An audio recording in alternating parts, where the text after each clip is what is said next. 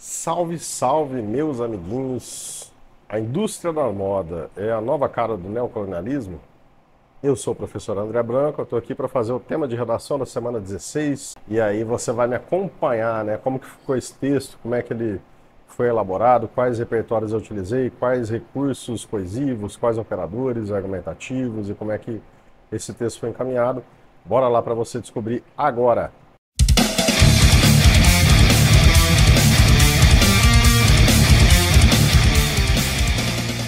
Então é isso aí, né? Não deixem de se inscrever, ativar o sininho, vamos lá, curte o vídeo, compartilha aí, porque, né, já sabe, isso motiva, isso faz a gente realmente criar mais conteúdo, né, cara? E chega para mais gente, é interessante, é bacana, a gente fica grato mesmo de poder ajudar as pessoas, né? Enfim, quem tá prestando vestibular aí, inclusive tá chegando a segunda fase da Unesp, né? Olha só, vamos lá, porque vai ser relevante. Então, foi uma pergunta, a frase temática, a indústria da moda é a nova cara do neocolonialismo? Essa foi a pergunta. Tem que lembrar que, assim, para você atingir a primeira grade, os primeiros critérios, no caso, né, que vão verificar o tema, principalmente, você tem que trazer a frase temática de alguma forma ali, pelo menos as expressões chaves, né, no caso, certo? Então, aqui a gente tem indústria da moda, neocolonialismo. São expressões que precisam aparecer na introdução e tem que alinhar ali na argumentação e tudo mais. Precisa aparecer, você tem que dar um jeito de alinhar com isso. Agora, tem que responder a pergunta. E a minha tese, a que eu defendo, é a seguinte: a indústria da moda por si só não é a cara do neocolonialismo, ela não define o colonialismo, o neocolonialismo em si, né? O que seria esse neocolonialismo? É quando você percebe que persistem práticas que advêm lá da cultura colonial, né, cara? Então, por exemplo, no caso específico do Brasil, de outros países hoje em desenvolvimento, a colonização foi predatória.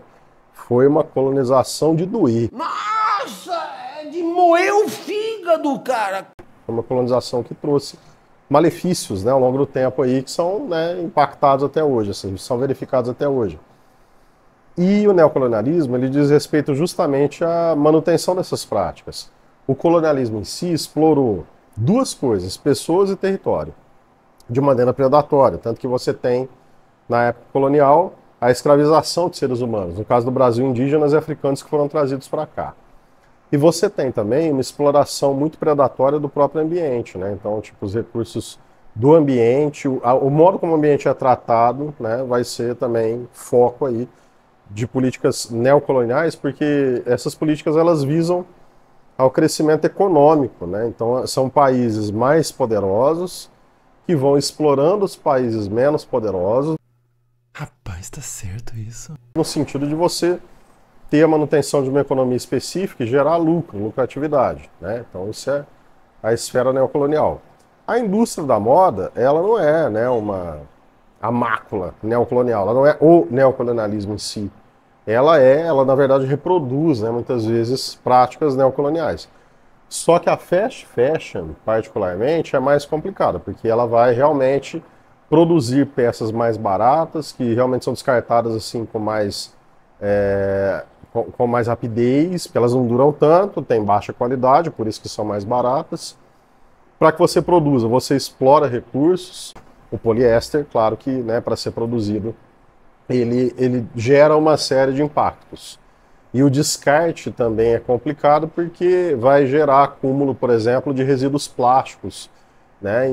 E assim, como são peças que vão ser descartadas muito rapidamente, você pode ter, por exemplo, situações como a do deserto do Atacama, no Chile.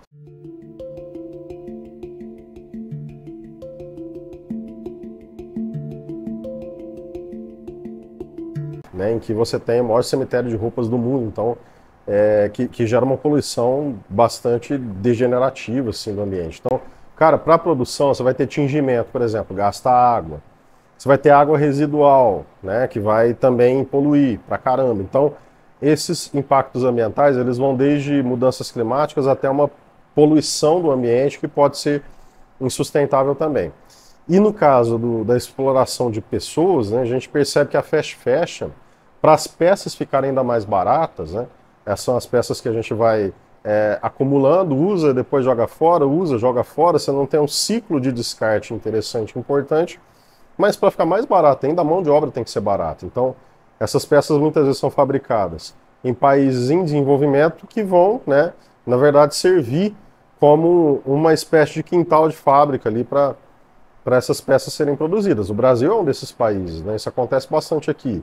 São Paulo, capital, a gente já viu aí em várias reportagens que em determinadas regiões centrais existem muitos e muitos e muitos imigrantes ilegais que moram em condições subhumanas, compartilhando espaços muito pequenos com muitas pessoas, falta de higiene, falta de alimentação, tem que pagar por esses espaços, não tem documentação legalizada e tem que atingir metas, e essas metas são muitas vezes humanas, né? Num dia você tem que produzir não sei quantas peças, então é uma coisa muito complicada de se atingir. Então é um regime de trabalho análogo à escravidão, quer dizer, é um mercado, uma indústria que se utiliza da fragilidade econômica, né, de certas regiões, cara, para poder crescer e ter mais lucro, né? Só que não pensa nem nas pessoas e nem no ambiente em si. Então, eu vou defender uma tese. Qual que é a tese? Ela não é a cara do neocolonialismo, só que ela é uma das faces desse neocolonialismo, porque ela reproduz, né, práticas neocoloniais aí de explorar pessoas e ambiente para poder gerar lucro e dinheiro, né, movimentar uma certa economia, beleza? Então, esse foi na verdade o tema, né, cara? E o que aconteceu? Como é que ficou? Eu trabalhei assim, né? A gente não vai ler textos motivadores aqui. Se você quiser ler os textos motivadores, eles estarão no link que está na descrição do vídeo, beleza? Então pega lá que vocês vão perceber um primeiro texto, um segundo texto ali, que vão tratar dessas duas questões que eu falei para vocês, né? Mas eu escolhi fazer minha introdução utilizando 3 tópicos específicos assim, porque na introdução você tem que levar em consideração o que, galera? Que é o seguinte, olha só, para que serve a sua introdução, né? A sua introdução ela serve para apresentar o tema para o leitor e a tese que você vai defender, cara. Seu posicionamento no caso, né? E uma boa estratégia, como a gente tem visto em outros temas aí, vocês podem pegar outros vídeos, vocês vão perceber isso. É você trazer um repertório ilustrativo, alguma coisa assim. Eu falei sobre arcadismo, né? Eu coloquei uma primeira sentença que fala sobre arcadismo. Então são 3 frases. Primeira fala do arcadismo. E por que eu falei de arcadismo, na verdade? Porque tem alguns princípios do arcadismo, ou neoclassicismo, né? Que na verdade são retomados de autores lá da antiguidade, são termos em latim, são temas que são retratados por esses autores e que vêm da antiguidade clássica. Um desses temas, vocês conhecem bastante, é o Carpe Diem, né? Com toda certeza, aproveite o dia, todo mundo já ouviu falar dessa expressão. Só que tem outro, que é o Aurea Mediocritas, né? Que significa mediania de ouro. O que é mediania de ouro? Os autores acreditam que se você viver uma vida equilibrada em contato com a natureza, você não vai ter excessos. Você não vai ter excedente, você não vai ter... Também a natureza não te deixa faltar nada, com toda certeza ela vai suprir as suas necessidades básicas, né? Isso é importante pra caramba, cara. Então, tipo, você vai viver como um pastor de maneira simples, tranquila, no campo, guiando ovelhinhas. TV do Berro. Olá, meu amigo, olá, minha amiga. Isso que é importante. E a natureza não te dá luxo, mas ela também não vai deixar faltar nada pra você, não. Então, eu comecei falando da Aurea Mediocritas. Depois que eu falei disso, eu trouxe para fora dos limites literários e para o Brasil atual e já joguei ali as expressões que precisam aparecer, que são as expressões chaves da frase temática. Indústria da moda. Aqui eu coloquei bem claro que a fast fashion, né, que é a cara, né, do neocolonialismo, é uma das, né, no caso, e já defendi minha tese. Então são 3 coisas, pessoal. Arcadismo, né, que é o repertório ilustrativo, primeira frase. Segunda frase, apresenta o tema. Terceira frase, coloca a sua tese, já respondendo a pergunta. Vamos começar aqui. Olha só, bacana. No arcadismo, um dos temas abordados pelos poetas era o Aurea Mediocritas, traduzido como mediania de ouro, o qual defendia uma vida simples, afastada dos excessos e luxos da civilização. Fora dos limites literários no Brasil da atualidade, a indústria da moda, na sua versão fast fashion, impõe barreiras entre o equilíbrio proposto pelos poetas e a exploração de pessoas e de recursos. Se tal modalidade industrial dos vestuários não define por completo o neocolonialismo, também não é errado dizer que se trata de uma das faces desse sistema. Então vocês perceberam as minhas 3 frases, né? Arcadismo, repertório ilustrativo, tema, indústria da moda, especificamente fast fashion, e aí, no fim, estou respondendo a pergunta. Ela não é a nova cara do neocolonialismo. Porém, no entanto, todavia, é uma das faces desse neocolonialismo. Agora, para eu desenvolver o texto, eu tive que explicar minha tese para mim mesmo. Tipo, tá, eu vou defender que é uma das caras do neocolonialismo aí, mas por que que é, né? Como eu disse, você tem a exploração de pessoas e de recursos. Já achei meus 2 tópicos para abordar na sequência do texto, ali no desenvolvimento e defender minha tese. Sustentar minha tese, aprofundar minha tese. E aí, galera, de novo, né, para fazer argumentação, trabalhei com 4 frases. No desenvolvimento 1, a minha primeira frase, né, vai ser contra-argumentativa, negociação argumentativa, que a gente sempre trabalha aqui, porque quando o tema te faz uma pergunta, você tem que se posicionar, você tem que considerar que tem gente que se posiciona de outra forma. E você refuta, você vai refutar essa argumentação. Então tem gente que acha que, por exemplo, cara, a indústria da moda gera empregos, então ela não pode ser uma coisa tão predatória assim, né? Ela é positiva. Aí vou dizer, sim, a indústria da moda de fato gera empregos, porque ela vai trabalhar para suprir uma necessidade nossa, que é básica, cara, que é da vestimenta. Claro que tudo isso, né, é revestido de práticas de consumo. Então, tipo, você não vai comprar qualquer peça, você vai comprar peça de marca, nessa parada toda. Mas, enfim, de fato, a indústria da moda por si só gera empregos. O que a gente está falando aqui é que a manifestação fast fashion da indústria da moda, ela gera empregos em que sentido? Porque ela é muito prejudicial, né, quando explora seres humanos, no caso, para gerar mais lucratividade, né? Então é isso. Eu falei, tá, gera empregos, mas a fast fashion, né, prejudica. Então eu refuto um ponto de vista específico, né? Até considero que gera emprego sim, mas, né, que tem essa manifestação aí que é mais prejudicial do que benéfica. Logo depois dessa contra-argumentação, que vai ser a primeira frase, viu? Contra-argumentação. Na segunda frase, eu já trago um repertório. Aqui a gente vai trabalhar com Boaventura de Sousa Santos. Porque o conhecimento eurocêntrico, esse conhecimento foi construído para não valorizar essas outras experiências. Sociólogo português, que fala no colonialismo insidioso, né? O que significa isso? Ele fala que algumas práticas do colonialismo, que já deixaram de existir até por uma questão institucional e de legalização, de racionalidade e evolução, algumas práticas deixaram de acontecer, né? Só que elas continuam acontecendo mascaradas. Então a gente tinha antes, aí, por exemplo, no Brasil, escravização, né? Ela não é mais institucional. A escravização ela é um desrespeito aos direitos humanos. Então ela não existe mais. O Brasil, apesar de ter sido o último país a se livrar dessas amarras, ele, né, já aboliu a escravização. Só que ela continua acontecendo. E ela continua acontecendo com a máscara do trabalho análogo à escravidão, no caso, né? Então, quer dizer, a gente não tem ali a figura do capataz ou de alguém que está ali vigilante, com uma arma na mão, né, para não deixar ninguém fugir, forçando as pessoas a trabalhar por meio da tortura, mas ela continua acontecendo, porque você retém documentos, você se aproveita da fragilidade econômica, você se aproveita da fragilidade do ser humano no sentido de não ter acesso à educação, né? Você se aproveita do indivíduo que teve que fugir do país de origem para poder, pelo menos, melhorar de vida no Brasil. E aí retém documento, né? Impõe jornadas de trabalho, você impõe que ele tem que pagar o lugar onde ele mora, a alimentação dele. Então é isso, Boaventura de Sousa Santos. Depois que eu trouxe o Boaventura de Sousa Santos, eu comprovei o tópico de que esse tipo de indústria, da fast fashion no caso, é mais prejudicial, porque justamente acaba, né, possibilitando que exista ainda o trabalho análogo à escravidão. E, por consequência, muitos seres humanos são marginalizados, vão viver em condições indignas, no caso. Que vai ser a última frase. Então, vai ser assim, gente, ó. Afirmação, repertório, comprovação, consequência. No desenvolvimento 1, essa primeira afirmação é contra-argumentativa. Embora muitos defendam irrestritamente a indústria da moda, já que, de fato, ela gera empregos, a sua manifestação mais agressiva é prejudicial e neocolonialista. Na visão de Boaventura de Sousa Santos, sociólogo português, o colonialismo insidioso consiste na manutenção de práticas anteriores à independência, as quais chegam à atualidade sob determinados disfarces.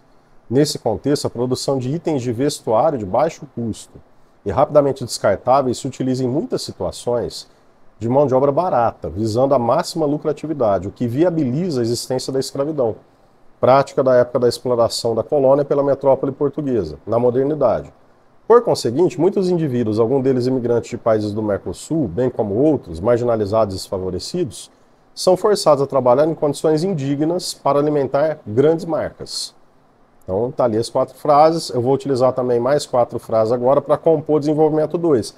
Só que já foi a contra-argumentação, então já não precisa. O segundo tópico eu acrescento. O que eu acrescento? Eu vou falar que sim, a fast fashion é neocolonialista, porque além de explorar as pessoas, como eu disse agora, explora recursos, explora ambiente, né? E acaba depreciando, degradando o meio ambiente por conta disso. E vai ser afirmação, né? Então, tipo, ó, é sim neocolonialista porque explora o meio ambiente. Vai ser depois um repertório. Depois do repertório vai entrar uma comprovação e, por fim, uma consequência. Então, vamos lá. Acrescente-se ao viés neocolonial da moda, além do caráter desrespeitoso aos direitos humanos, o fato de que, para a produção de peças mais baratas, ocorrem explorações ambientais agressivas. É nesse olhar que se inserem as ideias do economista brasileiro Ricardo Abramovay. Segundo o qual a chamada economia verde precisa contemplar, além das ações sustentáveis, a diminuição da pobreza e da desigualdade. Contudo, no Brasil, a falta de poder aquisitivo obriga muitas famílias a consumirem peças em poliéster, de baixa durabilidade, as quais demandam uma grande exploração de recursos como combustíveis fósseis e água, gerando, na sequência, grandes quantidades de lixo em função do descarte. Por conseguinte, o baixo poder de compra pode gerar impactos ambientais profundos, afetando ainda mais as mudanças climáticas e produzindo poluentes em grande escala. Beleza, então, né? Afirmação, repertório, Ricardo Abramovay. Nós temos que passar de uma economia da destruição da natureza para uma economia do conhecimento da natureza.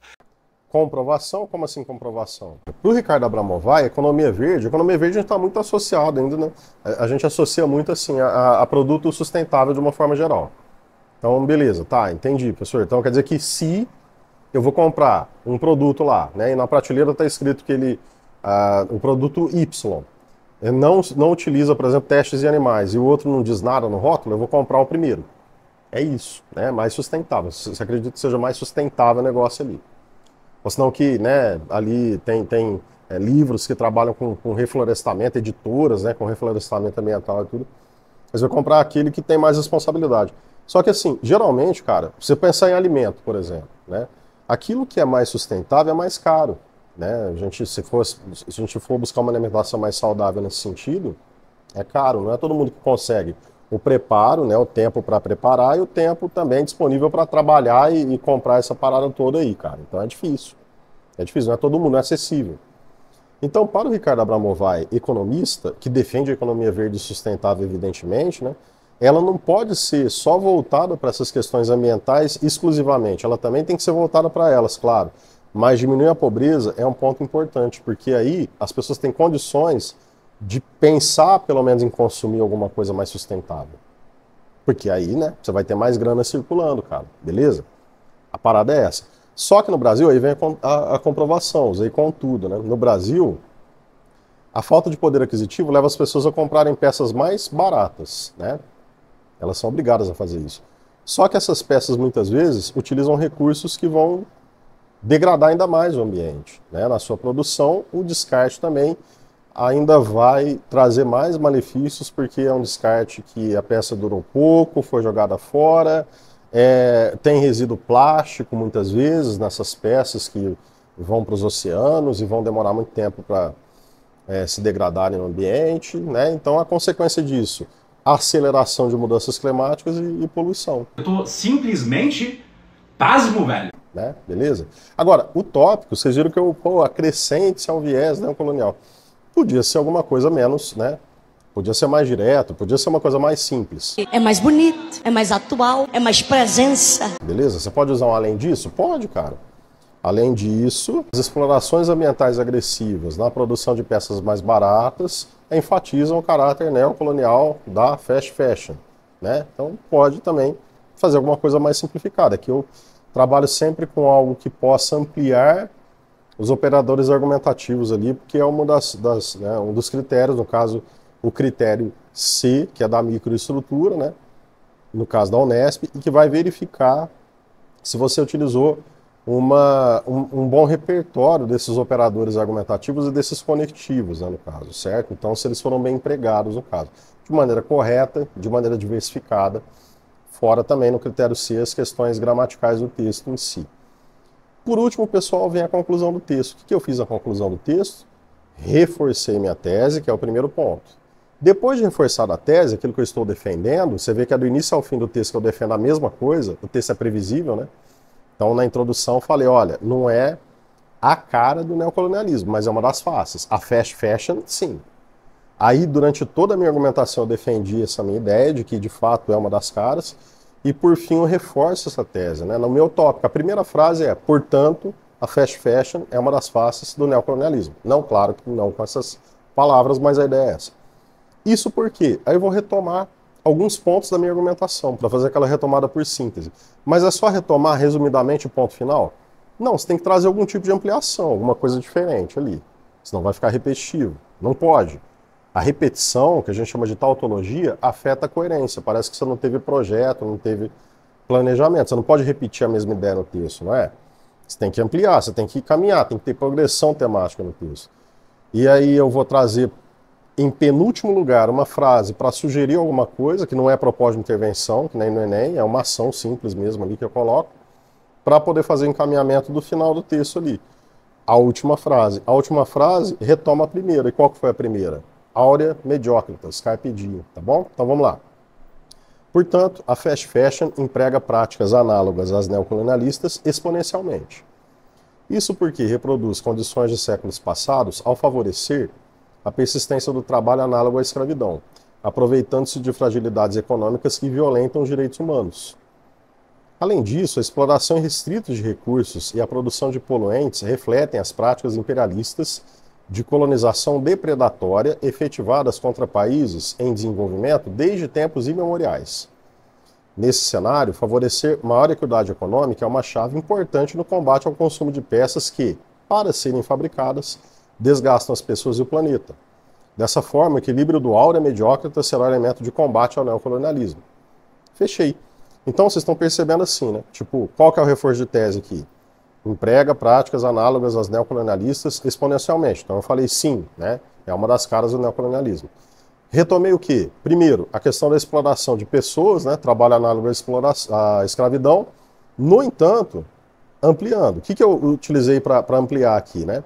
Aproveitando-se de fragilidades econômicas que violentam os direitos humanos, que é uma coisa que eu não tinha colocado antes. Depois, o que eu retomo? O lance do ambiente, né? A exploração irrestrita de recursos e a produção de poluentes refletem as práticas imperialistas, e agora vem a ampliação, né?